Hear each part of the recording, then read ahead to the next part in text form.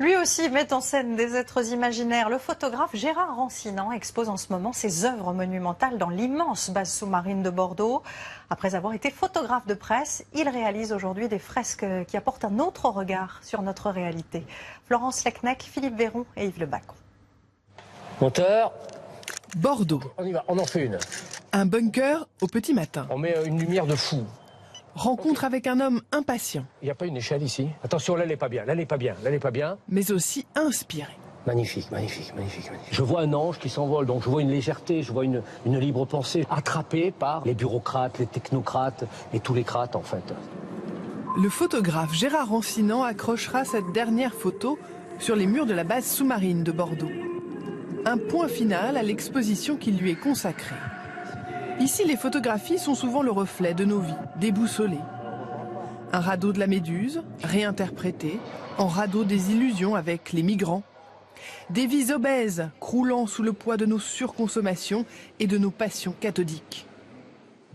Un parcours en images et en texte indissociable, le fruit d'un dialogue entre le photographe et la journaliste qui accompagne tous ces projets depuis 15 ans.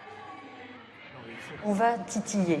On a cet esprit, ce mauvais esprit peut-être, c'est-à-dire cet esprit un peu critique, impertinent, avec aussi beaucoup d'humour. Qui se mettent des ailes imaginaires.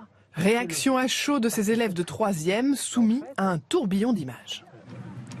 On voit les déguisements, les décors. C'est vrai qu'on dirait une pièce de théâtre en fait, mais qui s'est arrêtée. C'est une chouette découverte parce que c'est une façon assez intelligente d'aborder l'actualité. Un regard sur l'actualité initié il y a 40 ans, au sein de l'agence Sigma, quand Gérard Rancinan couvre les conflits et part à la rencontre des dirigeants du monde. Mais le costume est trop étroit. Là, on est trop clair ici. Tu notes, là ? Le photographe de presse quitte le terrain et ses photos vont devenir des tableaux.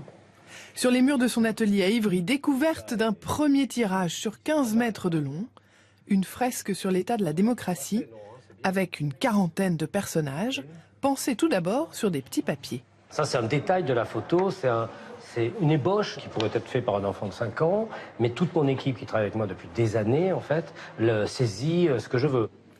Car effectivement, pendant 3 mois, une ruche de 45 personnes se mobilise. Stylistes, maquilleurs, comédiens. À l'heure du numérique, il n'y a ici aucun trucage. Voilà, que ça. Peut-être le succès de ce photographe français, dont les œuvres sont entrées dans les musées du monde entier. Ce dernier exemplaire signé sera d'ailleurs dans quelques jours sur les murs d'un collectionneur américain. Et parlons maintenant d'une légende, Kirk Douglas.